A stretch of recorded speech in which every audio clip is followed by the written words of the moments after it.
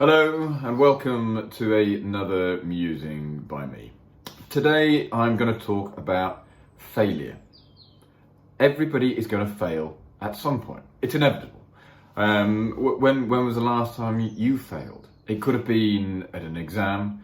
It could have been at a project of work. It could have been a sporting endeavour. To make it real, I failed for the first time, really, I guess, from a sporting endurance perspective at the end of last year. I've completed endurance events from Land's End to John O'Groats on a bike in 9 days. I've done an Ironman triathlon, and I tried to do a 100k walk in less than 30 hours with some good mates from university. It was only 4 weeks after running a marathon at one of the tallest peaks in Colorado, and I was pretty confident.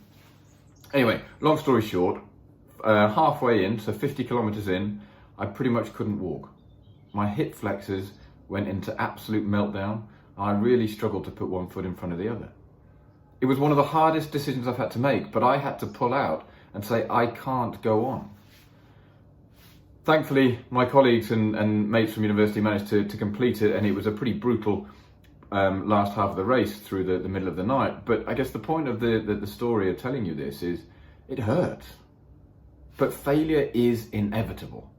It will happen to you at some point. The question is, what are you going to do about it? So when I talk to my coaching clients from an Ironman perspective, we talk about something called a what could go wrong list. Actually, it harks back to my audit days, but don't tell anybody that. So the what could go wrong list is made up of, I guess, a number of columns. Ultimately, those things, all of the things that could go wrong in the particular event, the project, whatever it is you're doing. Just list them out.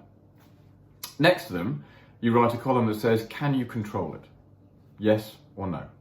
So for example, with the Ironman, can I control the weather? No.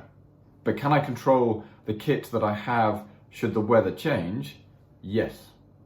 Can I control if I get a mechanical and the bike breaks and I don't have the bit of kit to replace it? No. But if I get a puncture, can I control having the gas cylinder, the tyre or the lube to be able to make it or to fix it? Yes, I can. So as you go through all of these things, you list everything out one by one in as much detail as you can. Next to it, you say, can I control it? Yes or no? If you can control it, what can you do to mitigate that risk? Pack the extra tyre, pack the wet weather clothing, pack the additional food that you might need, whatever it might be. And then off the back of that, once you've decided what the mitigant is, then you can decide how you're going to tackle it. So really, those that you can control, you deal with. Those that you can't control, you let go. Now, unfortunately, failure is not quite as easy as that to deal with, because yes, you can prepare for it, but ultimately, how do you come to terms with it from a mental perspective? It's hard. If you set out for a goal and you don't get there, it's difficult to justify, especially if something went against you and it was outside of your control. But that's where mental resilience comes from. We talk about how do you come back stronger? How do you keep moving forwards when everything is going against you? That's actually a way of becoming mentally stronger. You can read books by somebody called David Goggins, who went from being an overweight individual who wanted to get into the Navy SEALs to being one of the leading Navy SEALs and now running ultramarathons on a regular basis. He talks about callousing the mind, i.e. going to the places that are hard so that when you go there again, you know what to do. It's a bit extreme going from ultramarathons to the workplace, but just imagine that you are setting yourself up to try and get that promotion, or you're trying to deliver that project, or you have to go and have an important meeting which you're quite nervous about. You need to prepare yourself so that should that scenario happen, it doesn't come as a surprise.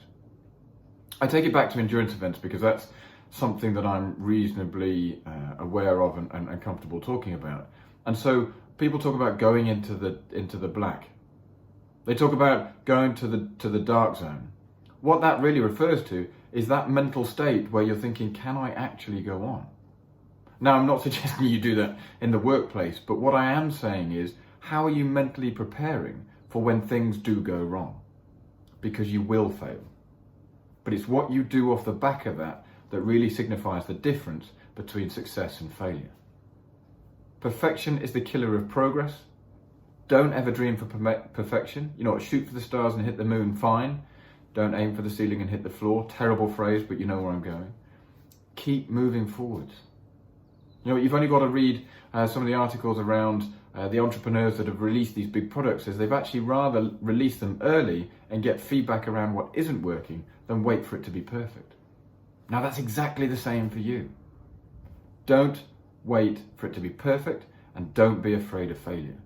The one part I want you to be afraid of is if you don't learn from what went wrong, because it will go wrong. But I have absolutely no doubt that you can come out the back of this stronger. But you will need to learn from it. So think about it. Have a think about the what could go wrong list. Apply it to a particular situation that you're dealing with. Identify those that you can control, and those that you can't, let them go. Those that you can, do everything in your power to be able to mitigate those and be prepared for them as much as you can. And so with that, that's the musing for this week. Hope it helps, and I will see you soon.